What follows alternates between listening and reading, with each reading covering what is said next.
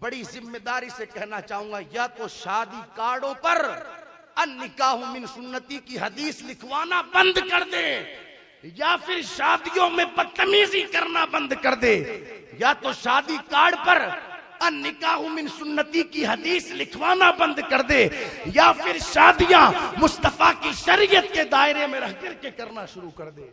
شادی کارڈ پر تو ہم نے لکھوا دیا نکاح من سنتی، نکاح حضور کی سنت، اور معاذ اللہ پھر طریقہ غیروں کا اپنایا جا رہا ہے۔ یہ شادی کے حوالے سے محفل مبارکہ رکھی گئی ہے، جس میں کافی دیر سے ہم اور آپ بیٹھے ہوئے ہیں، اور گجرات کی سرزمین سے تشریف لانے والے ہمارے مہمان بلبل باغ مدینہ جناب سید عبدالقادر صاحب اور اندلیب چمن رسالت معین الدین جامی صاحب کی زبانی اور دیگر نعت خواہ حضرات کی زبانی نعت منقبت کے اشعار آپ لوگوں نے سماعت کیے۔ رات کا تقریباً 1 بج چکا ہے، اور میں اس بات کو بخوبی سمجھتا ہوں کہ 1 بجے تقریریں شروع نہیں ہوتی بلکہ جلسے پورے ہو جاتے ہیں، اور جو حالات میں آپ لوگوں کے دیکھ رہا ہوں تو میرا دل کہتا ہے کہ 10-15 منٹ میں ہی بات پوری کر دی جائے، لیکن خیر مجھے دعوت دی گئی، بلایا گیا، تو میں چاہوں گا کہ چند گزارشات آپ تھوڑی دیر کے لیے بیٹھ جائیں آپ بس چند گزارشات آپ لوگوں کی سماعتوں کی دہلیز تک پہنچا کر میں اپنی بات کو مکمل کروں، اس لیے کہ یہ شادی کی محفل ہے، اور عنوان اس محفل کو ذکر مولائے کائنات کا دیا گیا ہے، تو انشاءاللہ اسی مناسبت سے میں چند گزارشات عرض کرنے کی کوشش کروں گا۔ اللہ تعالیٰ مجھے حق کہنے، آپ کو حق سننے اور حق پر عمل کرنے کی توفیق عطا فرمائے۔ عمومی طور پر میں آپ تمامی لوگوں کو مبارکبادی پیش کروں گا، اور خصوصی طور پر ہمارے جناب انصاف صاحب کو اور ان کے گھر والوں کو کہ جنہوں نے اپنی بچی کی شادی کے موقع پر اس محفل مبارکہ کا اہتمام کیا، اور پورے میڑتا سٹی میں رہنے والوں کو بتا دیا، لوگوں شادیاں ایسے بھی ہوتی ہیں، اور حقیقت تو یہ ہے کہ شادیاں ایسے ہی ہوتی ہیں۔ اللہ قبول فرمائے۔ میں نے خطبہ مشرفہ کے بعد ایک آیت کریمہ اور ایک حدیث مبارکہ کی تلاوت کا شرف حاصل کیا۔ مصطفیٰ جان رحمت صلی اللہ علیہ وسلم کا بڑا مشہور سا فرمان عالی شان، جس کو ہر نکاح کی محفل میں خطبے کے وقت قاضی صاحب تلاوت کرتے ہیں۔ میرے نبی نے ارشاد فرمایا، النکاح من سنتی فمن رغب عن سنتی فلیس منی۔ لوگوں نکاح کرنا میری سنت ہے، اور جس بندے نے میری سنت سے اعراض کیا پھر وہ بندہ لاکھ اپنے آپ کو میری طرف منسوب کرے، مگر میں اعلان کرتا ہوں کہ اس بندے کا مجھ سے کوئی تعلق نہیں۔ اس حدیث مبارکہ میں صاف طور پر مصطفیٰ جان رحمت صلی اللہ علیہ وسلم نے ارشاد فرمایا کہ نکاح کرنا میری سنت ہے، مگر یاد رکھیے گا نکاح کرنا مصطفیٰ جان رحمت صلی اللہ علیہ وسلم کی وہ عظیم سنت مبارکہ کہ خود پیغمبر اسلام صلی اللہ علیہ وسلم ارشاد فرماتے ہیں کہ 3 چیزیں میری بھی سنت ہے اور مجھ سے پہلے انبیاء کی بھی سنت ہے، اور ان 3 چیزوں میں سے ایک نکاح کرنا کہ جو میری بھی سنت اور مجھ سے پہلے انبیاء کی بھی سنت۔ نکاح کرنا میرے آقا کی وہ عظیم سنت مبارکہ، مشکاہ شریف میں فرمایا گیا اذا تزوج العبد فقد استکمل نصف الدین، کہ جو بندہ نکاح کر لیتا ہے اس کا آدھا دین مکمل ہو جاتا ہے۔ نکاح کرنا میرے آقا کی وہ عظیم سنت مبارکہ کہ جو بندہ شریعت کے دائرے میں رہ کر کے نکاح کرتا ہے پھر اللہ تعالیٰ اسے ثواب عبادت کا عطا فرماتا ہے۔ نکاح کرنا میرے آقا کی وہ عظیم سنت مبارکہ کہ پیغمبر اسلام صلی اللہ علیہ وسلم نے ارشاد فرمایا کہ جو بندہ نکاح کر لیتا ہے اب عبادت اللہ کی کرتا ہے تو نکاح کے بعد کی جانے والی عبادت پر اللہ تعالیٰ ثواب کو 40 گنا یا 70 گنا بڑھا دیا کرتا ہے۔ سوال پیدا ہوا، اللہ کی عبادت تو بندہ پہلے بھی کرتا تھا اب بھی کر رہا ہے، مگر اب ثواب 40 گنا یا 70 گنا کیوں بڑھا دیا گیا؟ تو علماء بیان فرماتے اس لیے کہ اس بندے پر پہلے صرف اللہ کا حق تھا، نکاح کے بعد اللہ کا بھی حق ہے، بندے کا بھی حق ہے، اور یہ دونوں کے حق کو ادا کرتا ہے۔ پروردگار عالم کو یہ ادا اتنی پسند آئی کہ اب جب یہ اللہ کی عبادت کرتا ہے تو میرا کریم ثواب کو کئی گنا بڑھا دیا کرتا ہے۔ وہ عظیم سنت مبارکہ ہے نکاح کرنا میرے آقا کی کہ فرمایا گیا کائنات میں جس وقت کوئی عبادت نہ تھی اس وقت بھی نکاح موجود تھا، اور کل جب کوئی عبادت نہ ہوگی اس وقت بھی نکاح ہوگا۔ اللہ اکبر! آپ دیکھیں کائنات کی کس عظیم سنت کا نام، کائنات کی کس عظیم عبادت کا نام نکاح کرنا ہے کہ جس وقت حضرت آدم علیہ السلام کو اللہ تعالیٰ نے پیدا فرما کر کے جنت میں اتارا، حضرت آدم جنت میں رہتے ہیں، جنت میں ہر طرح کی نعمت موجود، ہر طرح کی بہار موجود، لیکن پھر بھی حضرت آدم نے خدا کی بارگاہ میں عرضی لگائی، پروردگار عالم تیری جنت میں سب کچھ ہے مگر یہاں میرے جیسا کوئی نظر نہیں آتا، کوئی ایسا بھی پیدا فرما دے جو میرے جیسا ہو۔ اللہ تعالیٰ نے حضرت آدم کی اس عرضی کو سنا اور پروردگار عالم نے حضرت آدم علیہ السلام کی بائیں جانب والی پسلی سے ماں حوا رضی اللہ تعالیٰ عنہ کو پیدا فرمایا۔ جب حضرت آدم نے ماں حوا کو دیکھا ان کی طرف بڑھنے لگے، لیکن میرے کریم نے ارشاد فرمایا آدم ابھی نہیں، اس لیے کہ ابھی حوا کے ساتھ تمہارا نکاح نہیں ہوا ہے، جنت کا پاکیزہ ماحول ہے۔ حضرت آدم کا نکاح ماں حوا کے ساتھ میں ہوا، جب نکاح ہو گیا تو پھر مہر کی باری آئی، رب نے ارشاد فرمایا آدم پہلے حوا کا مہر ادا کیا جائے۔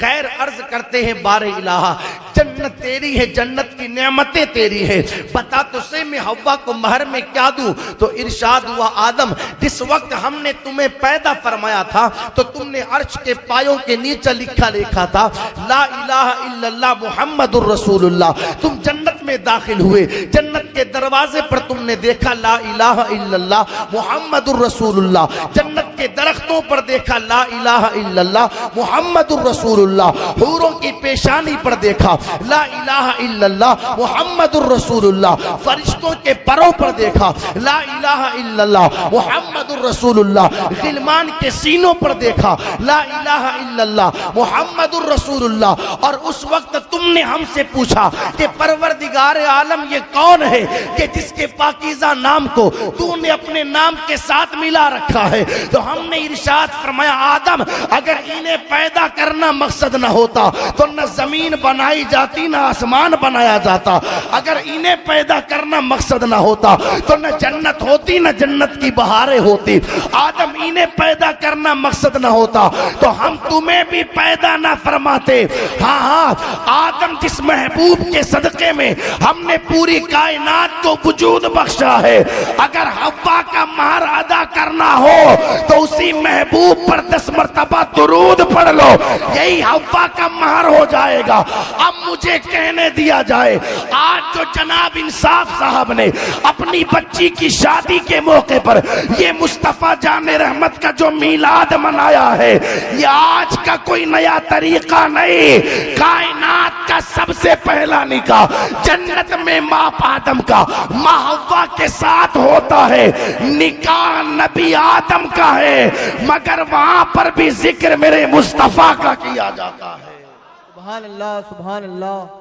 اس پاکیزہ سنت کا نام نکاح کرنا ہے کہ جس وقت کوئی عبادت نہ تھی اس وقت بھی نکاح موجود تھا، اس وقت بھی نکاح، وہ عظیم سنت ہے میرے آقا کی نکاح کرنا۔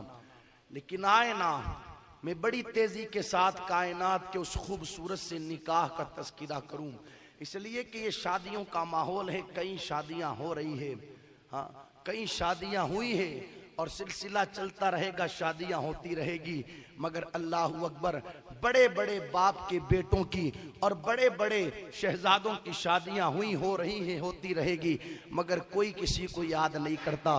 مگر سبحان اللہ ایک نکاح کائنات میں ایسا بھی ہوا کہ جو پہلے عرش پر طے کیا گیا اس کے بعد میں فرش زمین پر طے ہوا ہے۔ سبحان اللہ وہ نکاح اتنی شان والا کہ دلہا بھی بے مثال ہے، دلہن بھی بے مثال ہے۔ اللہ اکبر، دلہے کی شان، دلہے کی شان، دلہے کی شان، ہم کیا بیان کرے دلہے کی شان؟ اگر دلہے کی شان سننی ہو تو مصطفیٰ جان رحمت سے سنو۔ دلہے کی شان یہ میرے نبی نے ارشاد فرمایا، من کنت مولا فہذا علی مولا، جس کا میں مولا ہوں اس کا علی مولا ہے۔ دلہے کی شان یہ کہ سیدنا ابو بکر صدیق رضی اللہ تعالیٰ عنہ بار بار ٹکٹکی باندھ کر سرکار مولائے کائنات کے چہرے کو دیکھتے رہے، تو کسی نے کہا ابو بکر آخر کیا وجہ ہے کہ تم ٹکٹکی باندھ کر کے مولائے کائنات کے چہرے کو دیکھتے ہو؟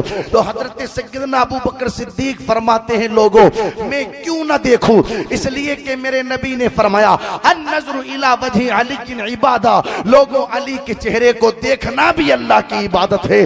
دلہے کی شان یہ میرے پیغمبر نے ارشاد فرمایا ذکر علی عبادہ، علی کا ذکر کرنا بھی اللہ کی عبادت ہے۔ دلہے کی شان یہ کہ دلہا پیدا ہوتا ہے تو اللہ کے پاکیزہ گھر کعبے میں پیدا ہوا کرتا ہے۔ دلہے کی شان یہ کہ جب مدینہ منورہ کی سرزمین پر صحابہ کو میرے نبی نے ایک دوسرے کا بھائی بنا دیا تو سرکار مولائے کائنات حضور کی بارگاہ میں حاضر ہوئے اور عرض کرنے لگے آقا آپ نے سب کو تو ایک دوسرے کا بھائی بنا دیا، کیا میں اس قابل نہیں کہ مجھے کسی کا بھائی بنایا جائے؟ تو نبی مسکرائے اور ارشاد فرمایا علی بات ایسی نہیں ہے، بلکہ بات یہ ہے انت اخی فی الدنیا والآخرہ، کہ تو دنیا میں بھی میرا بھائی ہے، آخرت میں بھی میرا بھائی ہے۔ سبحان اللہ، سبحان اللہ۔ یہ دلہے کی شان، یہ دلہے کی شان اور دلہن کی شان، سبحان اللہ۔ میرے نبی نے ارشاد فرمایا لوگوں فاطمہ میرے کلیجے کا ٹکڑا ہے۔ دلہن کی شان، سبحان اللہ۔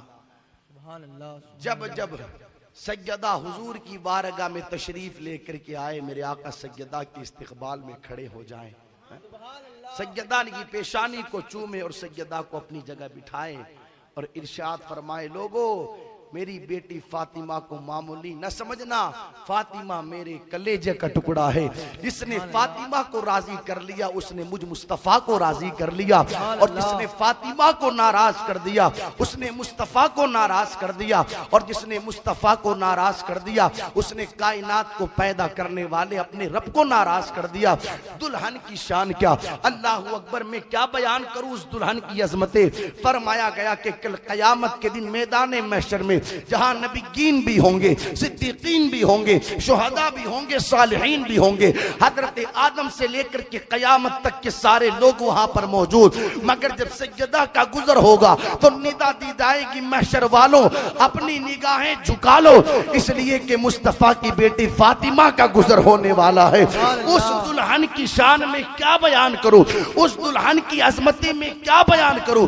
اللہ اکبر، جس دلہن کی عظمتوں کا عالم یہ ہے، جس دلہن کے مقام و مرتبے کا عالم یہ ہے کہ جس کے گھر کی گھٹی کو چلانے کے لیے فرشتوں کا سیدنا جبرائیل تشریف لے کر کے آتا ہے، جس کے بچوں کے جوڑے لے کر کے فرشتوں کا سیدنا جبرائیل درزی بن کر کے آتا ہے۔ اس دلہن کی عظمتیں میں کیا بیان کروں کہ جس دلہن کے دروازے پر کھانا لے کر کے فرشتوں کا سیدنا جبرائیل آیا کرتا ہے۔ اس دلہن کی عظمتیں میں کیا بیان کروں کہ جس دلہن کے شہزادوں کو جھولا جھولانے کے لیے فرشتوں کا سیدنا جبرائیل آیا۔ سبحان اللہ، سبحان اللہ۔ نعرہ تکبیر، نعرہ رسالت، مسلک اعلیٰ حضرت، جشن شادی خانہ آبادی۔ दुल्हा भी बेमिसाल, दुल्हन भी बेमिसाल है। इधर सरकार मौलाए कायनात जवान हो रहे हैं, इधर सैयदा फातिमा जहरा जवान हो रही है। बड़े बड़े दौलतमंद आए हुजूर की बारगाह में सज्जदा के हवाले से निकाह का पैगाम लेकर हुजूर की बारगाह में। लेकिन जब भी कोई आता मेरे नबी फरमाते मुझे अल्लाह के हुक्म का इंतजार है। क्या फरमाते? अल्लाह के हुक्म का इंतजार है। सैयदना अबू बकर सिद्दीक भी आए, सैयदना उमर फारूक आजम रज़ी अल्लाह ताला अन्हुमा भी आए, मगर हर एक से मेरे नबी ने यही कहा कि मुझे अल्लाह के हुक्म का इंतजार है। एक बार जनाब अबू बकर सिद्दीक और जनाब सैयदना उमर फारूक आजम रज़ी अल्लाह ताला अन्हुमा दोनों बैठे थे और बातें हो रही थी। अबू बकर कहते हैं भाई उमर, हम सब हुजूर की बारगाह में जाकर के आ गए सैयदा के रिश्ते के हवाले से पैगाम लेकर, मगर सबसे हुजूर ने ही कहा कि मैं अल्लाह के हुक्म का इंतजार करता हूं। अब तक अली नहीं गए हैं, चलो हम अली के पास चलते हैं और जाकर के अली को मशवरा देते हैं कि तुम हुजूर की बारगाह में पैगाम लेकर के जाओ, हो सकता है कि नबी तुम्हारा इंतजार फरमा रहे हो।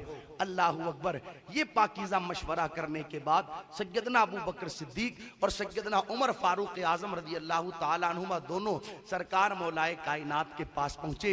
हजरत अली ने कहा अबू बकर भाई क्या बात है, अगर कोई बात थी तो आप मुझ तक पैगाम पहुंचा देते, मैं आपके पास आ जाता। लेकिन सैयदना अबू बकर सिद्दीक कहते हैं भाई अली बात ऐसी नहीं है, हम तुम्हारे पास इसलिए आए हैं कि सब हुजूर की बारगाह में फातिमा के रिश्ते के हवाले से जाकर के आ गए, अब तक तुम नहीं गए हो, तुम जाओ ना, हो सकता है कि ये सआदत तुम्हारे हिस्से में आने वाली हो। तस्किरा शादी का चला तो सरकार मौलाए कायनात की आंखों में आंसू आ गए और कहने लगे अबू बकर भाई आपको तो पता है ना कि शादी के लिए इंसान को पैसे की जरूरत होती है, अली के पास तो पैसा है ही नहीं, तो फिर शादी कैसे होगी। सिद्दीक अकबर ने फरमाया अली बात ऐसी नहीं है, वो दुनिया वाले होंगे जहां पर शादियों से पहले दौलतें देखी जाती है, हुजूर की बारगाह में न दौलत देखी जाती है न जमीन जायदाद देखी जाती है, वहां तो दिल की मोहब्बतें देखी जाती है। तुम जाओ तो सही, हो सकता है ये सआदत तुम्हारे हिस्से में आने वाली हो। अल्लाह अकबर। सरकार मौलाए कायनात अब मुस्तफा जाने रहमत सल्लल्लाहु अलैहि वसल्लम की बारगाह में पहुंचे और हाजिर होने के बाद निगाहें झुका करके बैठ गए।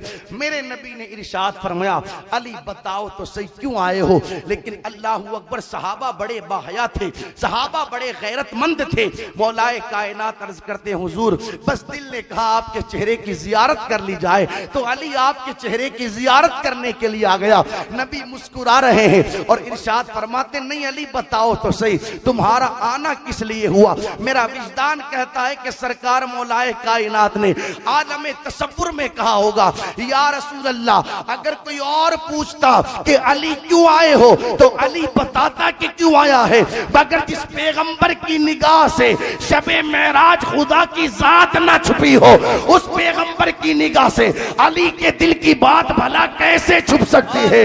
हुजूर आपको तो सब पता है कि अली क्यों आया है, फिर भी मेरे नबी ने फरमाया अली बताओ तो सही क्यों आए हो। सरकार मौलाए कायनात अर्ज करते हैं या रसूल अल्लाह आपकी बेटी फातिमा के रिश्ते के हवाले से पैगाम लेकर के आया हूं।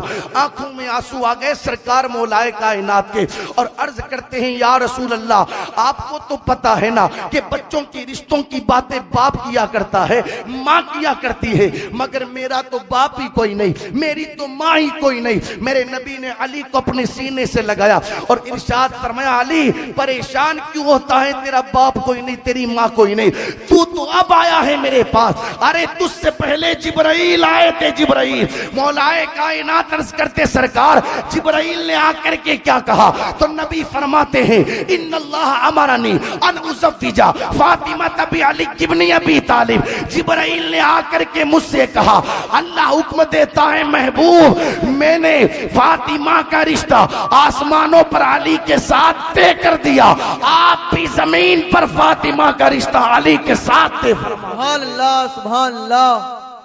ये कायनात का वो निकाह है जो पहले अर्श पर तय होता है फिर फर्श पर तय होता है। सुभान अल्लाह सुभान अल्लाह। खैर मेरे नबी ने फरमाया ठीक है अली, हाँ ठीक है अली। सहाबा कितने गैरतमंद थे, हुजूर ने कई बार पूछा अली क्यों आए हो, मगर यही कहते आका आपके चेहरे की जियारत करनी थी, अली आ गया। اور آج علی کے نام کا نعرہ لگانے والوں کا حال کیا؟ آج علی کی محبت کے دعوے کرنے والوں کا حال کیا؟ معاذ اللہ، استغفر اللہ، صدبار استغفر اللہ۔ ابھی نکاح نہیں ہوا، صرف منگنیاں ہوئی ہیں، منگنیاں، اور رات کو 2-2 بجے تک، 1-1 بجے تک موبائلوں پر غیر محرم لڑکیوں سے باپ اور ماں کے سامنے باتیں کرنا، یہ بے غیرتیوں کا حال۔ غیر محرم لڑکیوں کو ابھی نکاح نہیں ہوا، صرف منگنی ہوئی ہے، بائکوں پر گھمانا، پارکوں میں سیر کے لیے لے کر کے جانا، ملنا، ملاقاتیں کرنا، معاذ اللہ، صدبار معاذ اللہ۔ یہ بے غیرتیوں کا، بے حیائیوں کا حال، اور صحابہ کی غیرت کا حال دیکھیں نا آپ۔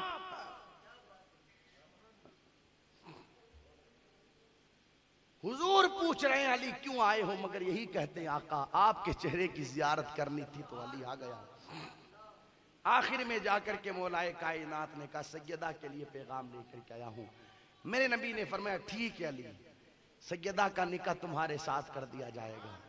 جب بات طے ہو گئی نا تو پھر میرے آقا ارشاد فرماتے ہیں علی تمہارے پاس کچھ ہے؟ کیا فرمایا؟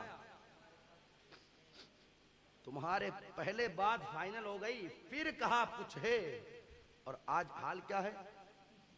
بات بعد میں ہوتی ہے، پہلے یہ پوچھا جاتا ہے جہیز میں دیا کیا جائے گا، لڑکی کے باپ کے پاس کیا ہے اور کیا نہیں ہے۔ بڑی والی بیٹی کی شادی کی تھی تو جہیز میں کیا دیا تھا اور کیا نہیں دیا تھا۔ بڑی معذرت کے ساتھ کہنا چاہوں گا، اگر باپ دولت مند تھا، بڑی والی بچی کی شادی اس نے بڑی دھوم دھام سے کی، کار بھی دی، سونا بھی دیا، فلیٹ بھی دیا، بینک بیلنس بھی دیا، تو باضابطہ لوگ اس گھر پر رشتے چلا چلا کر کے لے کر کے جاتے ہیں، یار بڑی والی بچی کی شادی بڑی دھوم دھام سے کی، اس کے یہاں 2 بیٹیاں اور ہیں، ہاں ان بیٹیوں کے ساتھ ہمارے بچوں کا رشتہ ہو جائے تاکہ ہمارے بچوں کو بھی بہت کچھ مل جائے گا۔ اب قدرت کا کرنا ایسا ہوا، اس لیے کہ دولت تو ہمیشہ ہمیشہ کسی کے پاس نہیں رہتی نا، دولت تو ایک سائے کی طرح ہے، اب اس کے مکان پر ہے تو تب اس کے مکان پر ہے، دولت تو ایک سائل کی طرح ہے، کبھی اس کے دروازے پر ہے تو کبھی اس کے دروازے پر ہے۔ اب اللہ اکبر ہوا یوں کہ 2-3 سالوں کے بعد اس بندے کے پاس دولت نہ رہی، اس بندے کے پاس مال نہ رہا۔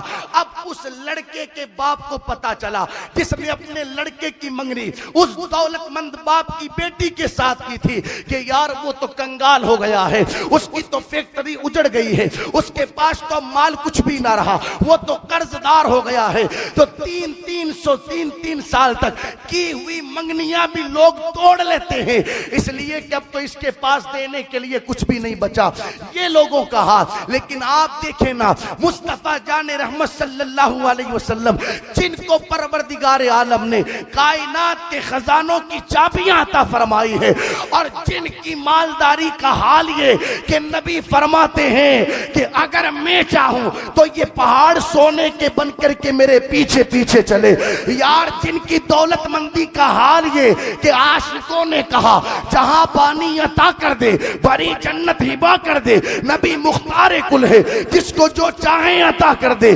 جہاں میں ان کی چلتی ہے وہ دم میں کیا سے کیا کر دے، زمین کو آسماں کر دے، سوریا کو سرا کر دے۔ جن کی دولت مندی کا حال یہ کہ دروازے پر ایک بار کوئی مانگنے کے لیے آ گیا، پھر اسے دنیا میں کسی کے پاس مانگنے کی ضرورت نہیں پڑی، اور مانگنا تو چھوڑو یار، جس کو مصطفیٰ نے ایک بار دے دیا آج تک وہ دنیا والوں کو دیتا ہوا نظر آ رہا۔ سبحان اللہ، سبحان اللہ، نعرہ رسالت، مسلک اعلیٰ حضرت، جشن شادی خانہ آبادی۔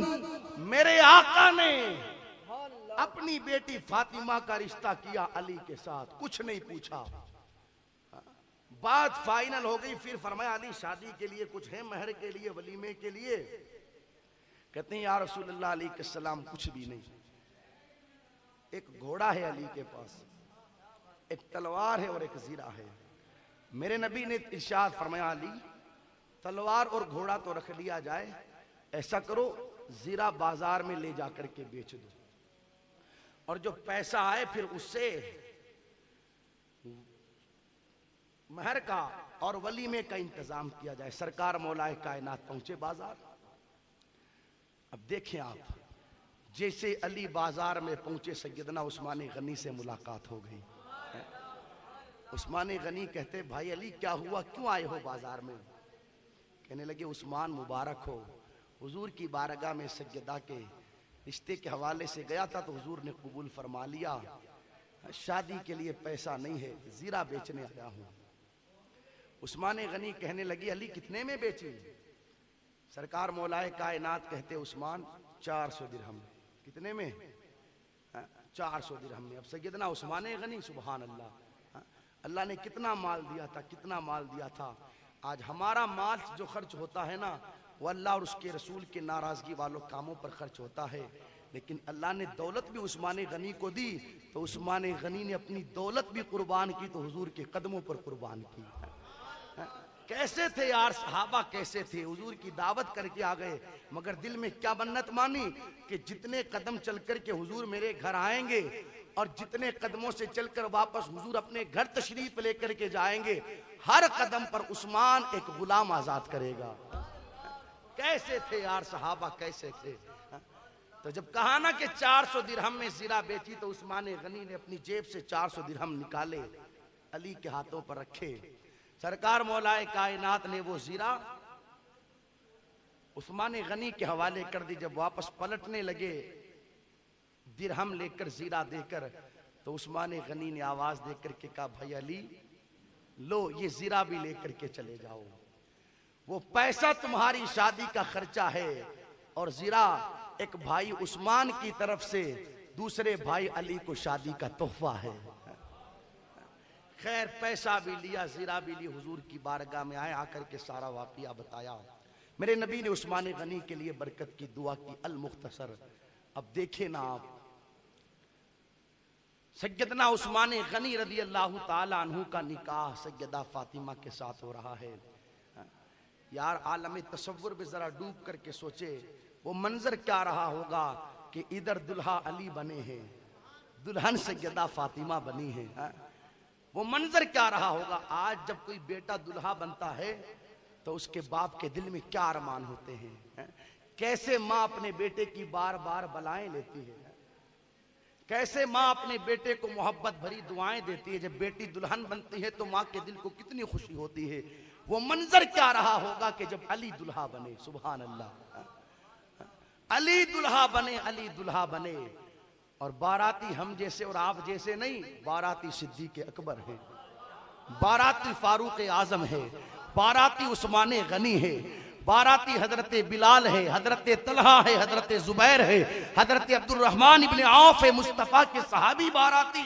سبحان اللہ. اور بارات کسی میرج ہال کی طرف نہیں, نہ کسی شادی بھون کی طرف جا رہی ہے, بلکہ بارات تو مسجد نبوی کی طرف جا رہی ہے. سبحان اللہ, سبحان اللہ. اور نکاح پڑھانے والا کسی مسجد کا امام نہیں, کم و بیش 1,24,000 انبیاء کا امام ہے. سبحان اللہ. جب دلہا شان کا اور دلہن سیدہ فاطمہ شان کی اور باراتی شان کے, اور جس جگہ بارات جا رہی ہے وہ جگہ شان کی, اور اللہ اکبر نکاح پڑھانے والا شان کا, جب اس پاکیزگی کے ساتھ نکاح ہوتا ہے تو پھر پیدا ہونے والے شہزادے حسن و حسین پیدا ہوا. سبحان اللہ, سبحان اللہ. اس شان کا وہ پاکیزہ نکاح تھا. اس شان کا جب بارات چلی تو کسی کی زبان پر قرآن کی تلاوت جاری ہے, کسی کی زبان پر مصطفیٰ کی نعت جاری ہے. آج دنیا میں ہم نے باراتیں دیکھی, اللہ حفاظت فرمائے. مجھے میڑتا کے تو حالات پتہ نہیں, میں تو پورے راجستھان کو نگاہوں کے سامنے رکھ کر کے بات کروں. حالت یہ ہے سید صاحب, جب بارات نکلتی ہے تو دلہے کے بے غیرت دوست 10,000, 15,000, 20,000, 50,000 روپے تک کے پٹاخے لے کر جاتے ہیں. اور جیسے ہی دلہا نکلا گھر سے باہر تو پٹاخے پھوڑے, پھر 15 قدم گاڑی چلی پھر پٹاخے پھوڑے, پھر 20 قدم گاڑی چلی پھر پٹاخے پھوڑے. اس طرف پورے راستے بدتمیزیاں ہوتی ہے. اور جب جہاں پہنچنا رہتا ہے پوری بارات کو, جب وہاں پہنچ جاتے ہیں تو دروازے پر جتنے بچتے ہیں سارے پٹاخے پھوڑ دیے جاتے ہیں تاکہ سب کو پتہ چل جائے کہ جناب آ گئے ہیں. بارات کے آنے کا 9 بجے کا ٹائم دیا تھا لیکن جناب 3 بجے پہنچ چکے ہیں. یہ حالات رہتے ہیں نا لوگوں کے. خیر اس طریقے سے باراتیں آتی ہے اور جب شام کو رخصتی ہوتی ہے تو پھر یہی بدتمیزیاں, یہی ہلڑ بازیاں کہ جب لوگ دلہن لے کر کے جاتے ہیں تو ہر چند قدم پر پٹاخے جلاتے ہیں. استغفر اللہ, 100 بار استغفر اللہ. 20-20 ہزار 30-30 ہزار میری قوم کے پاس پٹاخوں میں اڑانے کے لیے ہے, مگر مسجدوں کے باہر جو قوم مسلم کی غریب عورتیں برقع پہن کر کے جمعہ کی نماز کے بعد بھیک مانگ رہی ہے, ان کو دینے کے لیے قوم کے پاس 2 روپیہ نہیں.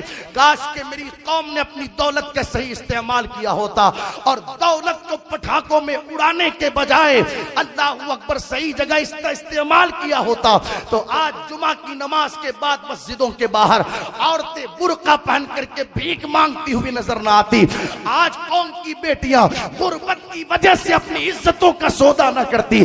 30-30 سال کی عمریں ہو جانے کے بعد بھی غریبوں کی بچیاں رشتہ نہ ملنے کی وجہ سے گھروں میں گھٹتی ہوئی نظر نہ آتی. آج اللہ اکبر غریبوں کی بچیاں غربت کی وجہ سے رشتہ نہ ملنے کی وجہ سے غلط راستوں پر جاتی ہوئی نظر نہ آتی.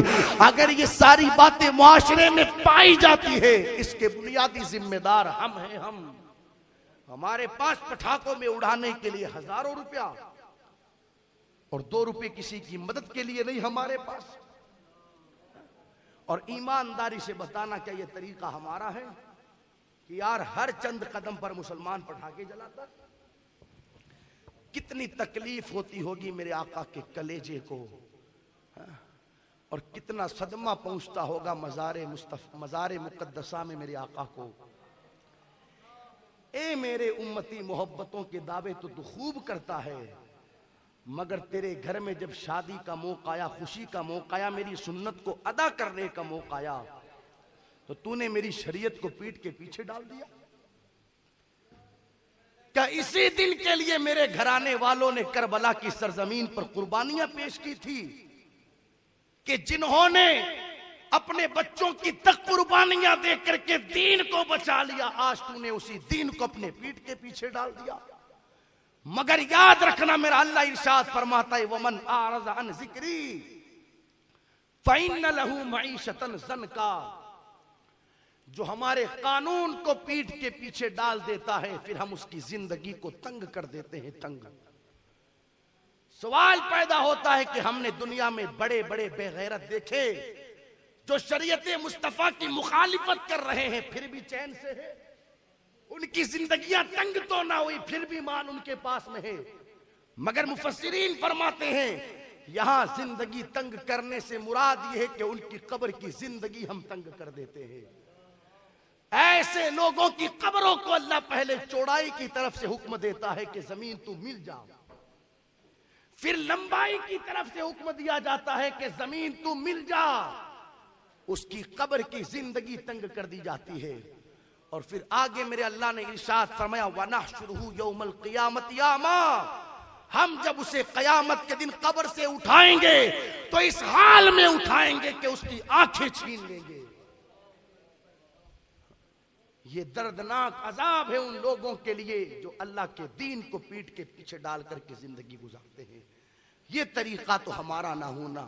ہم تو ہر جگہ شادی کی محفل میں ایک مشورہ دیتے ہیں دوستو, بارات جائے تو اس شان سے جائے کہ پورے راستے دلہے کی زبان پر مصطفیٰ کا درود رہے, سبحان اللہ سبحان اللہ, اور واپس بارات پلٹے تو اس شان سے پلٹے کہ پورے راستے دلہن دل ہی دل میں مصطفیٰ پر درود پڑھتی ہے. سبحان اللہ, کیا بات ہے. بہت. اور جب میاں بیوی دونوں کمرے میں پہنچ جائے تو دلہا اپنی دلہن سے کہے محترمہ ہم تم ملاقات بعد میں کریں گے, آؤ پہلے وضو بنا کر مصلی بچھا کر اس رب سے ملاقات کر لی جائے جس نے یہ دن عنایت فرمایا. کیا بات, سبحان اللہ. 2 رکعت نفل پڑھ کر کے اپنے رب سے ملاقات کر لی جائے. ہونا تو یہ چاہیے ہونا. اور اس کی بڑی برکتیں ہیں جو 2 رکعت نفل پڑھی جاتی ہے نا کمرے میں جانے کے بعد, بڑی برکت. ایک صحابی رسول کا نکاح ہوا تو ان کا رنگ پکا تھا, اس لیے کہ میں کالا تو نہیں کہوں گا, کیونکہ جو حضور کا صحابی ہوتا ہے پھر اس کی شان یہ ہوتی ہے کہ نہ بدر اچھا ہے فلک پر نہ ہلال اچھا ہے, چشمے بی نہ ہو تو دونوں سے بلال اچھا ہے. سبحان اللہ سبحان اللہ. رنگ پکا تھا تو کسی دوسرے صحابی کے پاس گئے, یار میرا نکاح ہوا ہے لیکن رنگ پکا ہے, پتہ نہیں میری دلہن مجھے پسند کرے گی یا نہیں کرے گی. مگر سبحان اللہ, وہ کہتے ہیں جب تم کمرے میں جاؤ تو اپنی دلہن کو اپنے پیچھے کھڑا کر لینا, 2 رکعت نفل پڑھ لینا. اس 2 رکعت نفل کی برکت سے اللہ تمہاری بیوی کے دل میں تمہاری محبت پیدا فرما دے گا. مگر ہو تو صحیح کوئی ان چیزوں پر عمل کرنے والا.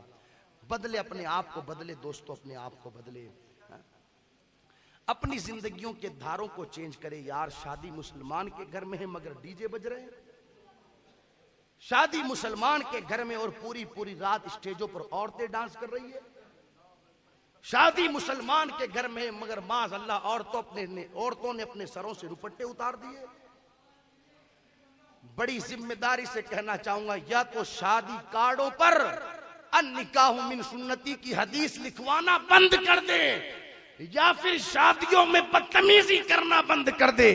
یا تو شادی کارڈ پر النکاح من سنتی کی حدیث لکھوانا بند کر دے, یا پھر شادیاں مصطفیٰ کی شریعت کے دائرے میں رہ کر کے کرنا شروع کر دے. شادی کارڈ پر تو ہم نے لکھوا دیا نکاح من سنتی, نکاح حضور کی سنت, اور معاذ اللہ پھر طریقہ غیروں کا اپنایا جا رہا ہے.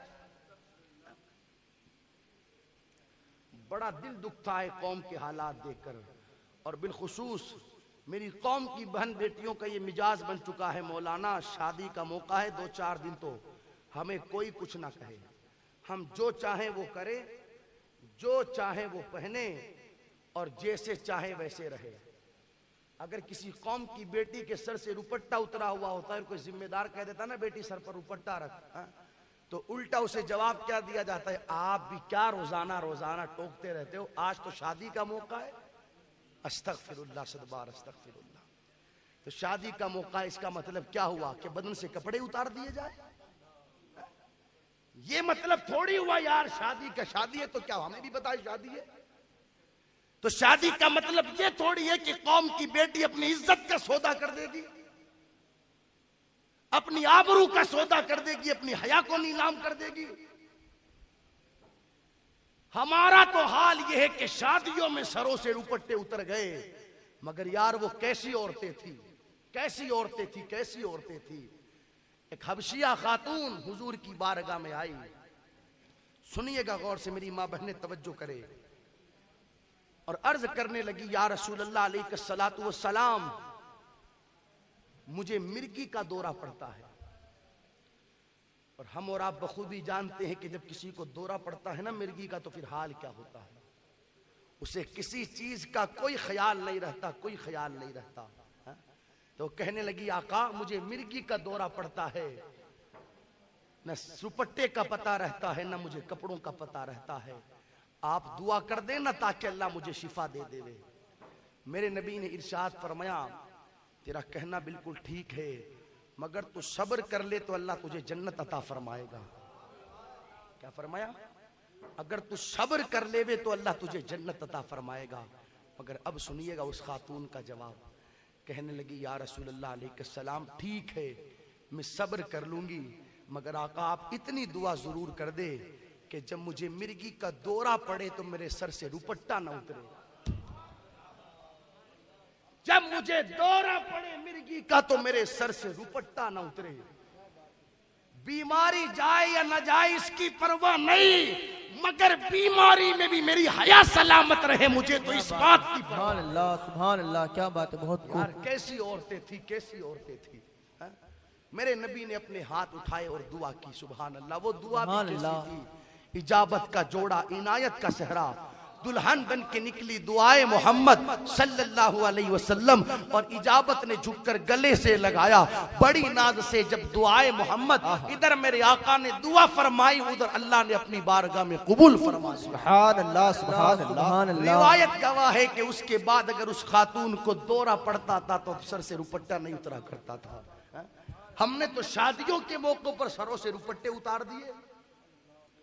اب تو حال یہ کہ ایسے کپڑے آئے مارکیٹ میں جن کے ساتھ دوپٹے آتے ہی نہیں ہیں, اور یہ جو آ رہے ہیں یہ دوپٹے نہیں, یہ دوپٹے کے نام پر دھبا ہے. اسے دوپٹہ کہو گے کہ یار جسے اوڑھنے کے بعد پورے پورے بال نظر آ رہے ہیں. اسے روپٹے کا نام دو گے کہ جسے چہرے پر بھی ڈالا قوم کی بیٹی نے تو پورا چہرہ نظر آ رہا ہے. اسے روپٹے کا نام دو گے کہ جس کے اندر سے قوم کی بیٹی کا پورا پورا سینہ نظر آئے, پوری پوری پیٹھ نظر آئے, اس کے پورے پورے ہاتھ نظر آئے. اسے روپٹا نہیں کہتے, روپٹے کے نام پر دھپا کہتے ہیں. اور میں تو کہوں گا کہ میری قوم کی بیٹیوں کو ان 10-10 ہزار اور 15-15 ہزار کے سوٹوں کی ضرورت نہیں کہ جنہیں پہننے کے بعد بھی آبروئے سلامت نہ رہی, بلکہ ہماری قوم کی بیٹیوں کو تو سیدہ زہرا کی ان 2 چادروں کی ضرورت ہے کہ جن چادروں پر اگرچہ 17 پائبند لگے ہوئے تھے, مگر شان یہ تھی کہ جن کا آنچل نہ دیکھا او مہر نے اس ردائے نزاہت پہ لاکھوں سلام. بدن دیکھنا یہ تو بہت دور کی بات, سیدہ کے سر کی چادر کو بھی نہ کبھی چاند نے دیکھا تھا نہ کبھی سورج نے دیکھا. سبحان اللہ سبحان اللہ. نعرہ تکبیر, نعرہ رسالت, شان فاطمہ تو زہرا زندہ باد. ان 2 چادروں کی ضرورت ہے, ان 2 چادروں کی. اور آج بھی اگر میری قوم کی بیٹی مغربی تہذیب کو دیکھنے کے بجائے سیدہ زہرا کی زندگی کا مطالعہ کرے تو میں امید کرتا ہوں کہ آج بھی آبروئے سلامت ہو. مگر شرط یہ ہے کوئی آئے تو صحیح ان کے دامن میں. کتنے افسوس کی بات, کتنے افسوس کی بات. شادیوں میں یار یہ حال, حالانکہ خوشی کا موقع ہے, ہونا تو یہ چاہیے شریعت کی اور زیادہ پابندی ہے, ہونا تو یہ چاہیے کہ آج شکر کے سجدے اور زیادہ کیے جائیں. خوشی کا موقع ہے, ہونا تو یہ چاہیے کہ آج نوافل اور زیادہ پڑھے جائے ہیں. مگر حالت یہ کہ جناب نے فجر کی فرض ہی نہیں پڑھی, کیا نفل پڑھے کیا شکر کے سجدے کرے. ایک صحابیہ تھی جن کے گھر سے 3 افراد, شوہر, بیٹے, والد, حضور کی بارگاہ میں جنگ کے لیے گئے. واپس قافلہ پلٹا تو یہ اطلاع دی گئی کہ تینوں ہی شہید ہو گئے. حضور کی بارگاہ میں پہنچی اپنے آپ کو مکمل پردے میں کر کے, تو میرے نبی نے فرمایا صبر کر لو, تینوں شہید ہو گئے ہیں. کہ یا رسول اللہ آپ تو سلامت ہیں, آپ سلامت ہیں تو پھر سب سلامت ہے. جب واپس پلٹنے لگی تو کسی نے کہا تیرے بھائی شہید, تیرے والد شہید ہو گئے, تیرے شوہر شہید ہو گئے, تیرا بیٹا بھی شہید ہو گیا, پھر بھی حال یہ ہے کہ تم مکمل پردے میں نظر آتی ہیں. جواب سنیے, جواب فرمانے لگی خاتون میرا بیٹا گیا ہے, میری حیات تو باقی ہے. میرا بیٹا گیا ہے, میری آبرو تو باقی ہے. میرا باپ گیا ہے, میری عزت تو باقی ہے. اور اتنے لوگ یہاں پر بیٹھے, ایمانداری سے مجھے بتانا کون یہ نہیں چاہتا کہ عورتوں میں سب سے بہتر عورت میری ماں ہو. کون یہ نہیں چاہتا کہ عورتوں میں سب سے بہتر عورت میری بیٹی ہو. کون یہ نہیں چاہتا کہ عورتوں میں سب سے بہتر عورت میری بیوی ہو. ہر مرد یہ چاہے گا اور ہر خاتون یہ چاہے گی کہ عورتوں میں سب سے بہتر میں رہوں. مگر یاد رکھنا وہ عورت سب سے بہتر نہیں ہوتی جو میک اپ سب سے زیادہ کرتی ہے. وہ عورت سب سے بہتر نہیں ہوتی جو جوڑے سب سے زیادہ مہنگے پہنتی ہے. وہ عورت سب سے بہتر نہیں ہوتی جو پارکوں میں سب سے زیادہ گھومتی ہے. اس لیے کہ محلے کی عورتیں تو اسے سب سے بہتر سمجھتی ہے کہ جس عورت کا شوہر اسے بائک پر بٹھا کر کے زیادہ گھمایا کرتا ہوا. وہ سمجھتی یار دیکھو نا فلاں خاتون کتنی آرام میں, کتنے عیش میں ہے. ہر ہفتے وہ پکنک پر جاتے ہیں, ہر مہینہ گھومنے جاتے ہیں. مگر آؤ نا اس بات کا بھی فیصلہ کسی اور سے نہ کرائیں, حضور کی بارگاہ میں چلے. محفل لگی ہوئی ہے صحابہ کی. میرے نبی نے ارشاد فرمایا صحابہ ایک سوال ہے. صحابہ عرض کرتے ہیں آقا فرمائیے. فرماتے صحابہ بتاؤ تو صحیح عورتوں میں سب سے بہتر عورت کون سی ہے. اب ہر صحابی کھڑا ہو کر کے اپنے اپنے حساب سے جواب دے. کسی نے کہا یا رسول اللہ جو نماز پڑھے. میرے نبی نے فرمایا ٹھیک ہے مگر یہ بتاؤ سب سے بہتر کون ہے. پھر کسی نے کہا یا رسول اللہ علیہ السلام جو روزہ رکھے. میرے نبی نے فرمایا بیٹھ جاؤ, یہ بھی ٹھیک ہے مگر یہ بتاؤ سب سے بہتر کون ہے. جب سب اپنے اپنے حساب سے جواب دے رہے تھے، سرکار مولائے کائنات سائیڈ میں بیٹھے تھے، کھڑے ہوئے اور اپنے گھر چلے گئے اور سیدہ سے جا کر کے کہا فاطمہ تیرے بابا نے ایک سوال کیا ہے. سیدہ نے کہا کون سا سوال؟ تو مولائے کائنات کہتے فاطمہ سوال یہ ہے تیرے بابا نے پوچھا ہے عورتوں میں سب سے بہتر عورت کون سی ہے. سیدہ مسکرائی. ایسے حضور نے نہیں کہا فاطمہ میرے کلیجے کا ٹکڑا ہے. اللہ اکبر. اور سیدہ نے کہا بڑا آسان سا جواب ہے بتا دو. مولائے کائنات کہتے فاطمہ کیا جواب ہے؟ سیدہ کہنے لگی میرے شوہر نامدار اس کا سیدھا سا جواب یہ سنیے گا غور سے، عورتوں میں سب سے بہتر عورت وہ ہے کہ جس عورت کو کوئی غیر محرم مرد نہ دیکھے اور وہ عورت بھی کسی غیر محرم مرد کو نہ دیکھے. عورتوں میں سب سے بہتر عورت وہ کہ جس عورت کو بھی کوئی غیر محرم مرد نہ دیکھے اور وہ عورت بھی کسی غیر محرم مرد کو نہ دیکھے. وہ عورت عورتوں میں سب سے بہتر عورت، وہ عورت عورتوں میں سب سے بہتر عورت. مگر اللہ اکبر یہ جواب سنا سرکار مولائے کائنات نے حضور کی بارگاہ میں آگے دیکھا تو حضور سب سے پوچھ رہے ہیں. تو سرکار مولائے کائنات عرض کرتے ہیں یا رسول اللہ میں بتاؤں عورتوں میں سب سے بہتر عورت کون سی؟ حضور مسکرائے اور فرمایا علی ہاں تم بتاؤ کون ہے؟ مولائے کائنات عرض کرتے ہیں یا رسول اللہ وہ عورت سب سے بہتر ہے کہ جسے کوئی غیر محرم مرد نہ دیکھے اور وہ کسی غیر محرم مرد کو نہ دیکھے. حضور نے یہ جواب سنا مسکرائے اور ارشاد فرمایا علی زبان تمہاری ہے مگر ان جملوں میں خوشبو ہمیں فاطمہ کی آیا کرتی ہے. سبحان اللہ سبحان اللہ جواب تو میری فاطمہ ہی دے سکتی ہے مگر یہ اس روایت کے ذریعے بتانا یہ چاہتا ہوں یار نبی نے تو عورتوں میں سب سے بہتر عورت اس خاتون کو بتایا ہے کہ جس عورت کو کوئی غیر محرم مرد نہ دیکھے اور وہ عورت بھی کسی غیر مرد کو نہ دیکھے. سیدہ فاطمہ نے اس عورت کو سب سے بہتر عورت بتایا کہ جو عورت کسی غیر مرد کو نہ دیکھے اور وہ عورت بھی کسی غیر مرد کو نہ دیکھے اور اس عورت کو بھی کوئی غیر مرد نہ دیکھے. یہ تعریف عورتوں میں سب سے بہتر عورت کی گئی. مگر آج معاشرے کا حال کیا؟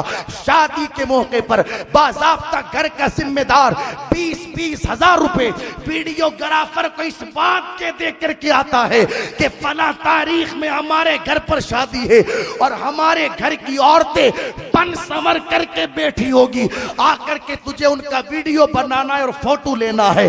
معاذ اللہ صدبار معاذ اللہ 20 ہزار صرف اس بات کے دیے کہ ایک غیر محرم مرد گھر کے جس کمرے میں چاہے اور جس عورت کا چاہے فوٹو بھی کھینچ سکتا ہے اور ویڈیو بھی بنا سکتا ہے. اور شادی والے دن یہی حال پورے دن رہتا ہے. پورے دن.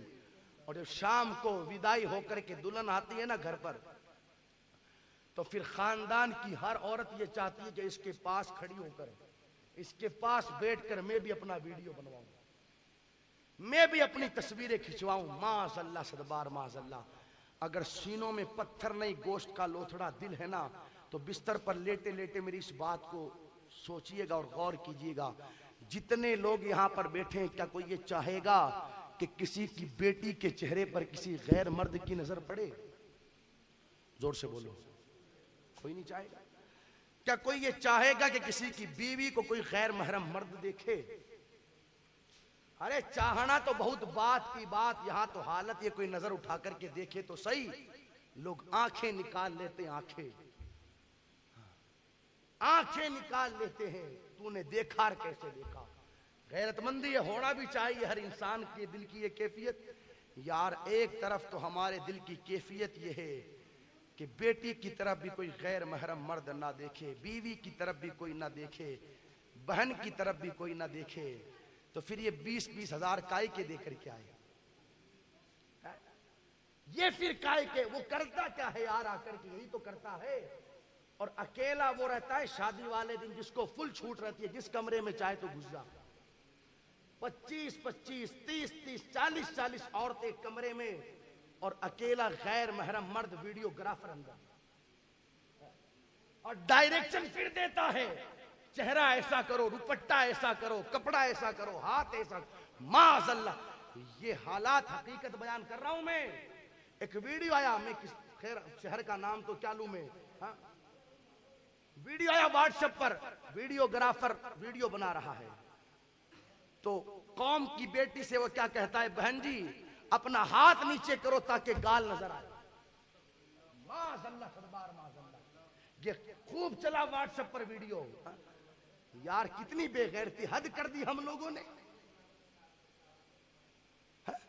عزتوں کا کوئی خیال رہا ہی نہیں. باضابطہ قوم کی بیٹیاں اور بہنیں اس نیت سے بنتی سنورتی ہے تاکہ جب ویڈیو بنے اور بعد میں کیسٹ دیکھی جائے تو سب کو پتا چلے کہ فلاں کی بیٹی کس طرح بن سنور کر کے آئی تھی.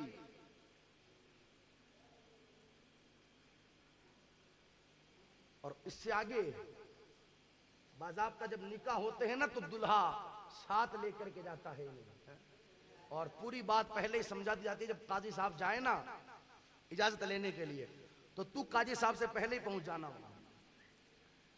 اگر ایک طرف گاڑی قاضی صاحب کی لگی ہے نکاح پڑھو اجازت لینے کے لیے عورت کے پاس جانے کو, تو ایک گاڑی اس کی لگتی ہے ویڈیوگرافر کی, اسے بھی ڈالتے ہیں گاڑی پر, اور قاضی صاحب سے پہلے وہ پہنچ کر کے بندوق تان دیتا ہے. یہ باضابطہ ٹریننگ دی جاتی ہے. وہ جو دستخط کرے نا دستخط, اس کا بھی ویڈیو بنانا. وہ جو کلمہ پڑھائے قاضی صاحب اور وہ پڑھے نا, ذرا اس کی بھی فوٹو لینا. معاذ اللہ صدبار معاذ اللہ. اور نکاح ہونے کے بعد جب شام کو دلہنیں گھر پر آتی ہے تو گھر کی ذمہ دار عورتیں کہتی ہے بیٹا سر سے دوپٹہ ہٹا دے, چہرے سے چادر اتار دے, اس لیے کہ تیری ویڈیو بنے گی. مجھ سے بہتر آپ جانتے ہو جن کے گھروں میں بنی ہے, جا کر کے دیکھنا. استغفر اللہ, غیرت مند انسان کا سر شرم سے جھک جاتا ہے. ہاتھوں کی ویڈیو بنی, سینوں کی, پیٹھوں کی, کھلے بالوں کی. یار جس بیوی کو ابھی اس کے شوہر نے بھی نہیں دیکھا ایک غیر محرم مرد دیکھ رہا ہے, اس سے بڑی بے غیرتی کی بات اور کیا ہوگی. سوچنا, میرے اس جملے کو سوچنا, بستر پر لے. کتنی بری بات ہے کہ جس بیوی کو ابھی اس کے شوہر نے بھی نہیں دیکھا, شوہر نے بھی اس کو ایک غیر محرم مرد دیکھ رہا ہے.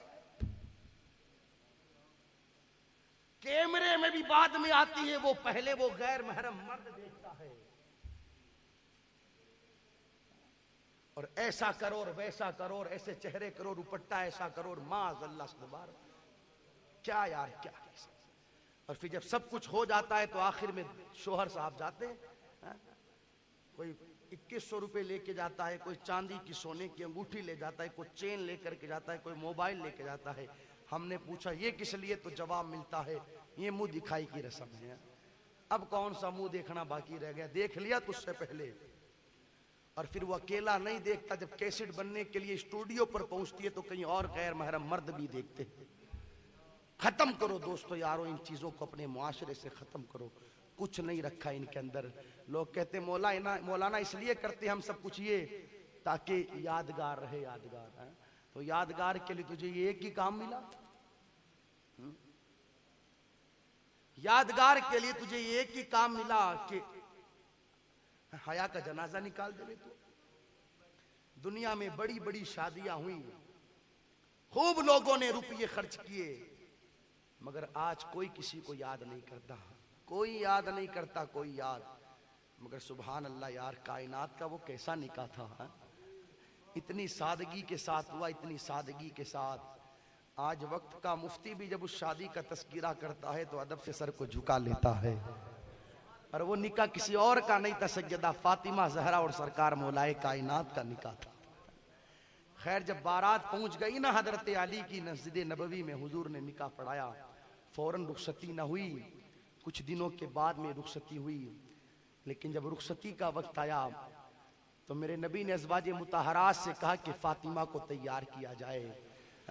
سیدہ تیار ہوئی, اور اللہ اکبر کیسی تیاری تھی کہ رخصتی کے وقت سیدہ کے سر پر جو چادر تھی اس چادر میں پیبند لگے ہوئے تھے, پیبند لگے ہوئے تھے.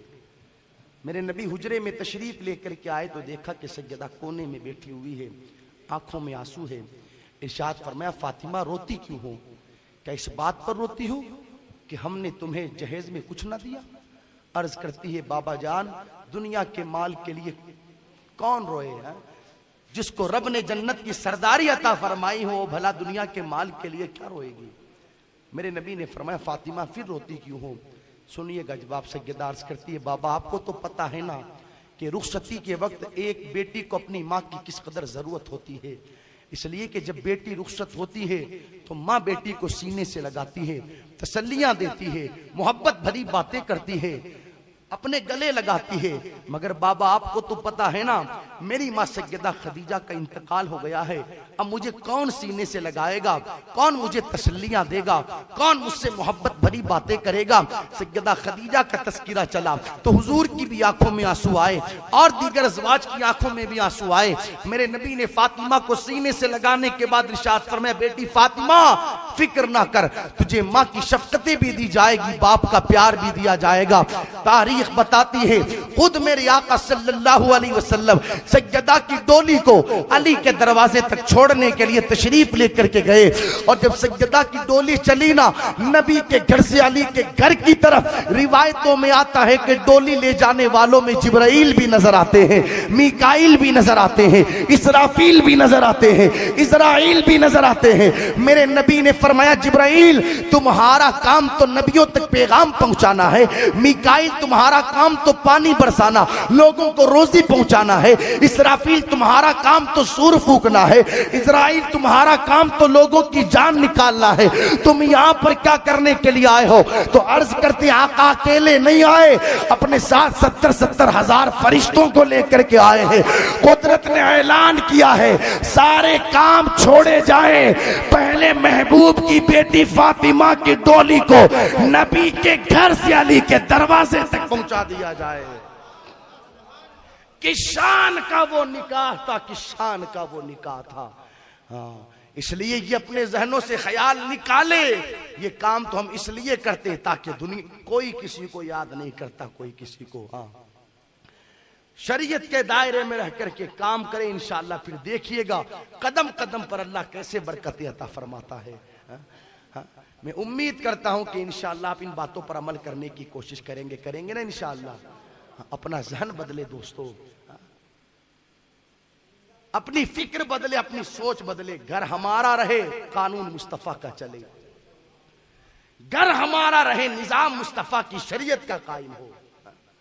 ایک آخری بات سن لیں، میرے آقا علیہ الصلوۃ والسلام ارشاد فرماتے ہیں لوگوں نکاح کو اتنا آسان کر دو کہ زنا مشکل ہو جائے۔ کیا مشکل ہو جائے؟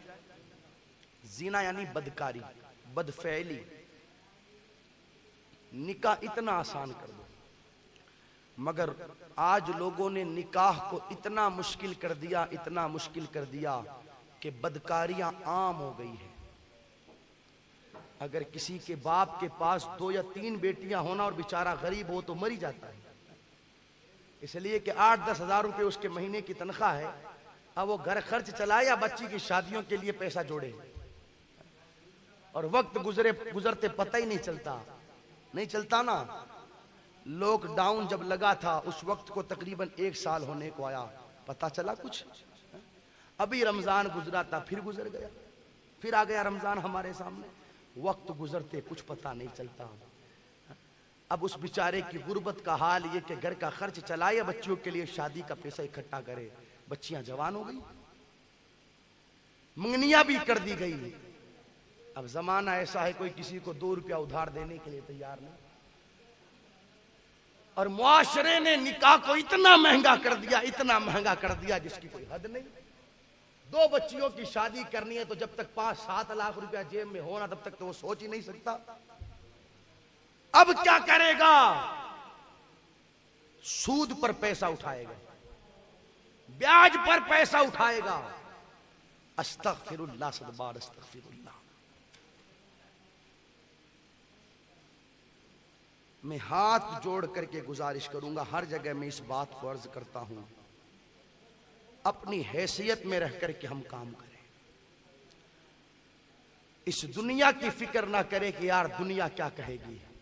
جب تو 5 لاکھ بیاج پر اٹھا لے گا اور 2-3 سال 4 سال تک تو جب چکا نہیں پائے گا نا، اور 5 لاکھ پر جب بیاج چڑھ کر کے 8 لاکھ یا 10 لاکھ بنے گا، اور جب جس نے بیاج دیا ہے وہ تجھے ذلیل و رسوا کرنے کے لیے تیرے گھر پر آئے گا، تیرا مکان نیلام ہوگا، تیرے مکان کی بازار میں بولی لگے گی، ایک بچی کے گھر کو بسانے کے چکر میں جب تجھے گھر کے 20 لوگوں کو بے گھر کرنا پڑے گا، پھر برادری کا کوئی نہیں آئے گا، پھر کوئی رشتہ دار نہیں آئے گا تیرا ساتھ دینے کے لیے، بلکہ محلوں میں بیٹھ کر کے ہنسیں گے لوگ، ہنسیں گے، مرنے دو اسے، اس کا ماجرا یہی تھا، بکنے دو اس کا مکان، ہنسیں گے لوگ۔ یہ وہی تو لوگ ہیں نا کہ جن کے چکر میں، جن کو خوش کرنے کے چکر میں تو نے سود پر تک پیسہ لیا۔ کوئی کسی کا نہیں بنے گا ایسے ماحول میں، سب بیٹھ کر کے تماشا۔ اور یہ کوئی میں ہوائی فائرنگ نہیں کر رہا ہوں، منبر رسول پر بیٹھا ہوں، واللہ یہ معاملات ہم نے دیکھ رکھے ہیں۔ 3 لاکھ روپے لیے تھے باپ نے، 3 لاکھ روپے، بیاج لگتے 9 لاکھ پر پہنچ گیا۔ اب آ گیا جس نے پیسہ دیا تھا، یا تو مکان میرے نام کرو یا پھر پیسہ لاؤ۔ 8-10 ہزار روپے مہینے کی تنخواہ، کہاں سے پیسہ لائے؟ علاقے میں باضابطہ اس مکان کا ریٹ طے ہوا 15 لاکھ روپیہ، جتنا اس کا بنتا تھا اس نے کاٹ لیا، اوپر کا پیسہ دے کر کہا فلاں تاریخ کو مکان خالی کر دو۔ ہم نے پوچھا اس مکان میں کتنے لوگ رہتے تھے، تو بتایا گیا 30-35 لوگ، بچے سب ملا کر ایک کے مکان گھر کو بسانے کے چکر میں کر دیا نا 30-35 کو بھیگا۔ کس نے کہا ہم کو، کس نے کہا یہ سب کرنے کے لیے؟ نکاح ہے کیا؟ نکاح ہے کیا؟ اصل جو نکاح ہے نا وہ یہی ہے، لڑکی سے اجازت لے وے 2 گواہوں کی موجودگی اور وکیل صاحب کے سامنے، اور لڑکے کو قبول کروا دے وے، اس کا نام نکاح ہے۔ اتنا آسان ہے نکاح، مگر کتنا مشکل کر دیا۔ 1-1 لاکھ روپے کے تو صرف دلہن کے کپڑے آ رہے ہیں، دلہن کے۔ میں پھر کہوں گا، مجھے میڑتا کے حالات پتا نہیں، میں تو پورے راجستھان کو نگاہوں کے سامنے کر کے 25-25 ہزار روپے کے صرف لہنگے آ رہے ہیں، لہنگے، یہ عام جنرلی بات کر رہا ہوں میں، ہاں۔ اور اگر 2 روپے کسی کے باپ کے پاس میں ہیں، 1.5 لاکھ روپے کا لہنگا، 2.5 لاکھ روپے کے لہنگے تک آ رہے ہیں دلہنوں کے، اور اس لہنگے کو پہننا کتنی دیر ہے؟ مشکل سے 2 گھنٹہ، مشکل سے 3 گھنٹہ، یہ حال۔ اللہ کا قرآن کہتا ہے یرید اللہ بکم اليسر ولا یرید بکم العسر، لوگو اللہ تمہارے ساتھ آسانی چاہتا ہے، آسانی، اللہ تمہارے ساتھ دشواری نہیں چاہتا۔ ہم خود اپنے آپ کے ساتھ کیوں دشواری چاہ رہے ہیں یار؟ کیا 10,000 کے سوٹ میں شادی نہیں ہو سکتی تھی؟ میں گزارش کروں گا بیٹیوں سے کہ اپنے باپ سے بیجا فرمائشیں نہ کی جائے، اس کی حیثیت ہے نہیں بیچارے کی، اور بس زبردستی کی فرمائشیں، وہ 15,000 والا ہار بھی دلایا جائے گا۔ اور میں نے فلاں کی بیٹی کو دیکھا تھا کہ وہ 4-5 ہزار روپے والے جوتے پہنی ہوئی تھی یا سینڈل پہنی ہوئی تھی۔ میری شادی میں بھی وہی آنے چاہیے، وہ 20-25 ہزار کا لہنگا ہم نے دیکھا تھا مارکیٹ میں، ہم کسی کے ساتھ گئے تھے تو ہم وہی لے کر کے آئیں گے۔ یار اگر باپ کی حیثیت رہتی ہے نا تو بیٹی کو کہنے کی ضرورت ہی نہیں پڑتی، اس لیے کہ باپ کو جو پیار اپنے بیٹے سے نہیں رہتا نا، اس سے کہیں زیادہ اپنی بیٹی سے ہوتا ہے۔ یہ بات اور ہے سید صاحب کہ بیٹے کی پیدائش پر خوشی زیادہ ہوتی ہے بنسبت بیٹی کے، مگر آگے چل کر کے جو محبت باپ کو اپنی بیٹی سے ہو جاتی ہے وہ بیٹے سے نہیں ہوتی۔ یہ محبتوں کا آخر جو ہمیں سلسلہ نظر آ رہا ہے یار، یہ کہاں سے ہوا چالو، یہ کہاں سے شروع ہوا؟ اس لیے کہ یہی تو باپ تھا نا جو بیٹی کی پیدائش پر اللہ اکبر اسے زندہ ہی دفن کر دیتا تھا۔ ہاں، کسی کو اپنا داماد بنانا بھی پسند نہیں کرتا۔ واللہ ماننا پڑے گا یہ صدقہ ہے ان محبتوں کا جو محبتیں میرے آقا اپنی بیٹی فاطمہ سے فرمایا کرتے تھے کہ آج باپ کو خوشی اگرچہ زیادہ بیٹے کی پیدائش پر ہوتی ہے، مگر باپ کو پیار بیٹے سے زیادہ اپنی بیٹی سے ہوا کرتا ہے۔ تو بیٹیوں کو تو کہنے کی ضرورت ہی نہیں، باپ کی حیثیت رہے گی تو خود ہی لا کر کے دے دے گا، مگر بیجا فرم روتے ہیں جب نماز پڑھنے آتے ہیں تو بتا دے امام صاحب کیا بتائیں، ہم تو مجبور ہیں، کہیں نہ کہیں سے تو کر کر کے لا کے دینا ہی پڑتا ہے۔ مگر میں کہنا چاہوں گا اس قوم کی بیٹی سے، تیری شادی کا موقع آیا تو تو نے اپنے باپ کو بھکاری بنا دیا، 50,000 اس سے لے کر کے آئے، 20,000 اس سے لے کے آئے، 15,000 اس سے لے کے آئے، یہ کون سا طریقہ یار؟ سود پر پیسہ نہ لیا جائے۔ اگر آپ کو سخت ضرورت ہے 2 روپیہ آپ کسی سے ادھار لے لو، مگر سود پر کبھی پیسہ نہ لینا۔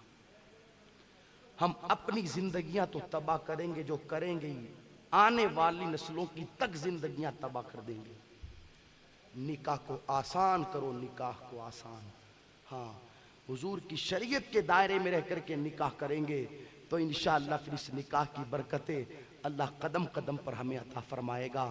میں امید کرتا ہوں کہ انشاءاللہ جو باتیں میں نے عرض کی ہے آپ اس پر عمل کرنے کی کوشش کریں گے نا انشاءاللہ۔ حالانکہ کہنے کے لیے باتیں کئی ساری ہے، مگر کسی نے کہا تھا طوفان نوح لانے سے اے چشم فائدہ 2 اشک ہی بہت ہے، گر کچھ اثر کرے۔ اللہ ہم سب کو عمل کی توفیق عطا فرمائے۔ اللہ کا قرآن کہتا ہے قل بفضل اللہ وبرحمتہ فبذلک فلیفرحوا، اے محبوب آپ فرما دو لوگو تمہیں اللہ کا فضل ملے، اس کی رحمتیں ملے تو تم خوشی مناؤ۔ کیا کرو؟ خوشی مناؤ۔ خوشی منانے سے اسلام نہیں روکتا، بلکہ اسلام تو خوشی منانے کا حکم دیتا ہے، مگر شرط یہ ہے کہ شریعت کے دائرے میں رہ کر کے خوشی منائی جائے۔ سمجھ میں آ رہی ہے میری بات؟ خیر، اللہ اس محفل کو اپنی بارگاہ میں قبول فرمائے، ہونے والے میاں بیوی کے درمیان اللہ محبتیں پیدا فرمائے، اللہ خوب برکتیں دے، زمینی آسمانی بلاؤں سے حفاظت فرمائے۔ بلند آواز سے کلمہ شریف پڑھ لیں، لا الہ الا اللہ محمد رسول اللہ صلی اللہ تعالی علیہ وسلم۔ کھڑے جائیے چند شعر صلی اللہ علیہ وسلم۔